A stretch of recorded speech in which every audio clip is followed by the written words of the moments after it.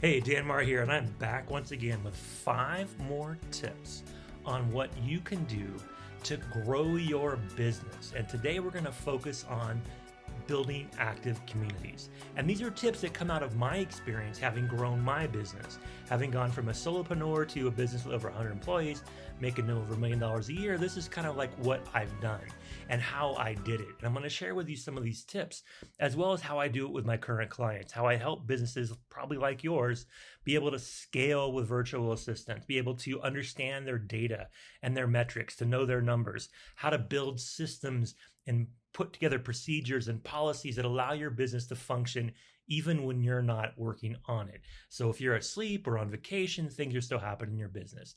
This is what I've done. And the way I do that, primarily externally, is through active communities. I also have an internal active community, but an active community is defined as a community of people that follow somebody in a way that's active, that you have a lot of people that follow you, but also engage with you, that you engage with them. You encourage and attract more people to come and be part of the community because they're getting value.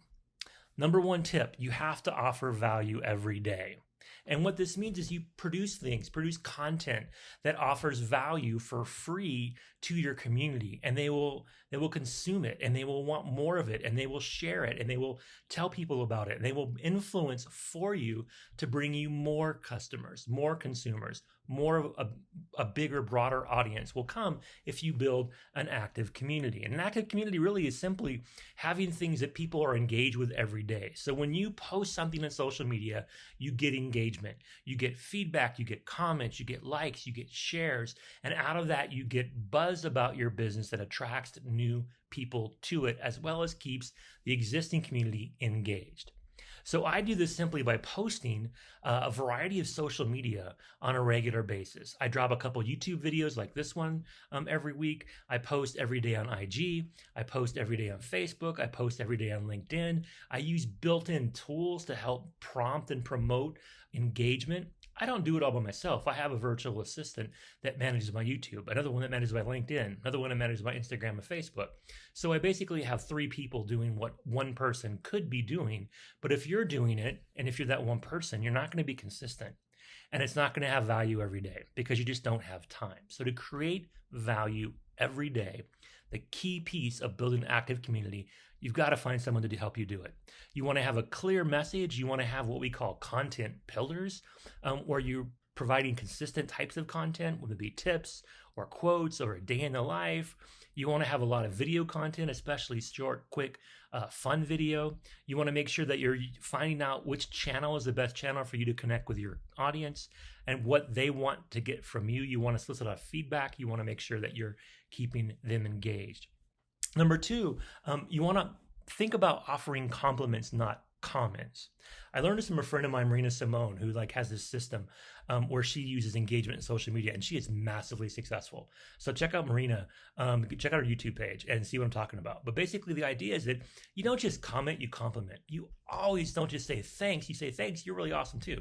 You don't just, say this is really cool and like it. You like it and say, this is really inspirational, or thank you for sharing, or this really empowered me. You find ways to compliment.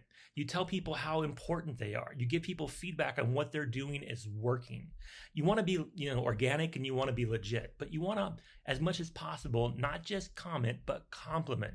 That drives people to want to do the same for you. And this is how you really grow influencers. You get people that want to share good things about you. And when you do that, then you're able to help each other. The idea of a rising tide lifts all boats comes out of this tip. Compliments, not comments. Number 3, you really want to think about how to engage like you mean it. So you want to have a plan. You want to have a strategy. You don't just haphazardly engage people. Okay, some days you say thank you, and some days you don't say anything.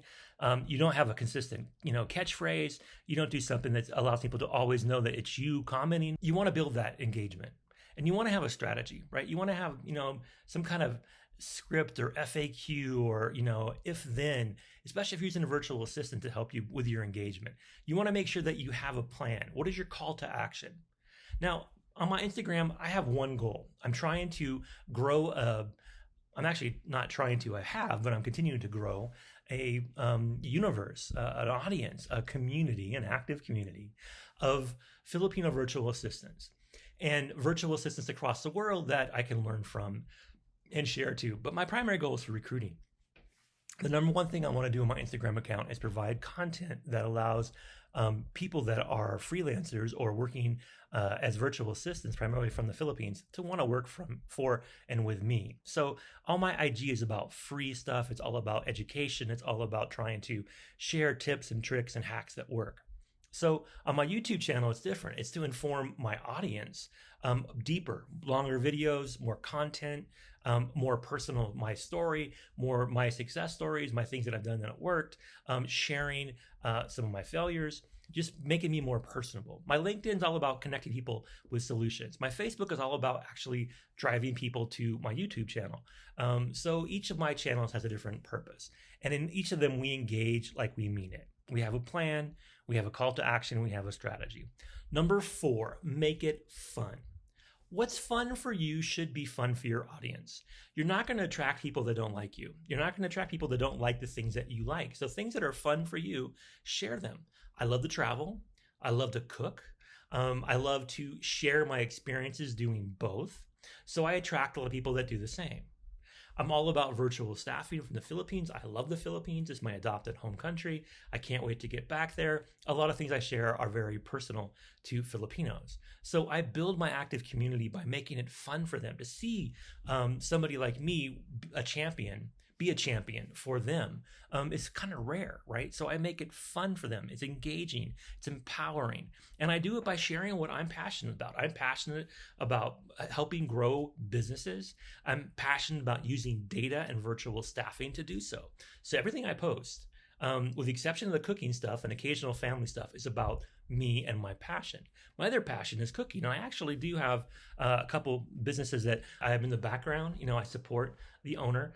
If you ever check out Deli Dish PH, and we're soon to launch a new keto version of Deli Dish. So basically, I'm investing in this. I also have this plan that when the pandemic ends, to launch some more businesses in the Philippines. And then I'm also thinking about Europe. So I'm always looking at trying to find a way to play to my passion. That makes it fun for me. And when I'm having fun, it's showing people that they can have fun doing it too. So number 5, empower joint ventures. You want to make sure that you're constantly looking for partnerships. I am always asking successful virtual assistants, hey, are you thinking of growing your business? Especially if they're a really successful, really cool, very popular solopreneur.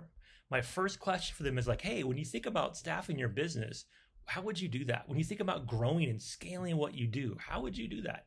I can show you, I can help you. I'm looking for people to invest in because they're good at something and they just need to be able to grow it, to scale it. This is what I did when I launched my very first business. And I failed epically because I didn't rely on people to grow it. I tried to do it all myself. So you want to be able to delegate. And you can do that by 2 ways. One, you can hire people or you can do joint ventures. And when it comes to building active communities, joint ventures are the way to go. You do joint ventures with people that you have commonality with. If you notice on my Facebook especially, I'm part of a group of public speakers, of entrepreneurs and experts that get out there and speak in front of crowds on a regular basis about their expertise, trying to help small businesses grow. And so that's an active community of speakers who support each other. We share each other's stuff. We comment on each other. We compliment on each other. We're constantly engaging in each other's communities and adding value consistently across all of them, which makes us successful. So when we go out there on tour and we're in a city and we're speaking to an audience of people in that city, we're getting good turnout. We're getting great engagement and we're making sales because we built an active community, not just our own, but we support each other's. So when you have this network of active communities, it comes from employing joint ventures. Joint ventures work one of 2 ways. Either you come up with an idea, you work on something together, or you support each other in a way that you do basically a swap, barter, trade. I do this for you, you do this for me. Sometimes there could be money involved. Sometimes it's purely just sharing. It really depends on what you're doing, but the idea is that you're taking and building ventures where you're working together. These are the best kind of influencers that help you grow your active community, joint ventures. The best joint venture I've ever had is with Bill Walsh and Power Team International. So check out Bill and what he does. You see all the speakers. I'm always one of them. That is the ultimate example of a joint venture for me. I've also had joint ventures in the Philippines when I set up a call center training company. I joint venture with a lot of the top call centers to do training for them and help promote their business, help them recruit analysts. Anyway, long story short, joint ventures are the key. So that's my 5 tips for today. Basically, I want you to think about is if you're building your active community, how are you doing it consistently? How are you making sure you're giving compliments? How are you engaging like you mean it?